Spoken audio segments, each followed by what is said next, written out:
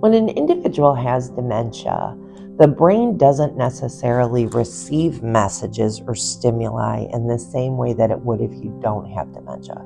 So those messages are distorted to a certain extent.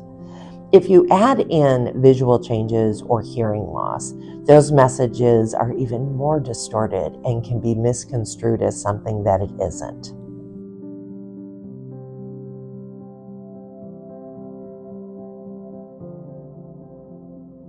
I think there's a lot of reasons that somebody with dementia may develop a hallucination or an illusion.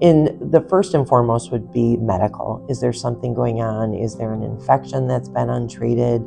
Are there side effects to medications that are occurring? Is there a new condition that hasn't been treated yet? That would always be the first thing. The second is looking around the environment. Is there stimulation happening in the environment? Loud noise or background noise? Bright lights. We don't think of that. We always think more light is better light. And when somebody has dementia, that can be hard for the brain to interpret at times. Also, is there something tactile that's occurring? Is there something, a different type of texture, clothing, or something irritating them? That could also cause it.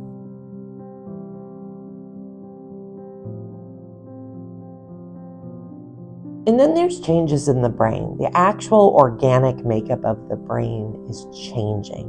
When you have Alzheimer's disease, it kind of hardens and shrinks. And so that makes sense that your brain is going to filter messages or process things differently. And it can just be the progression of the disease. There's types of dementia where that's more prevalent, types like Lewy body disease. I once read a story of a gentleman who saw polar bears in his room flying around, and his daughter came in and didn't see clearly flying polar bears. But what she did was she took an air freshener can and put a label on it that said polar bear spray, and she sprayed it in the room, and she said, they're all gone. And so that was a way to meet that resident or that person with dementia in their reality, validate, hey, I can see you're scared and I want to solve this for you, and came up with a creative way to do that that was safe and it was secure.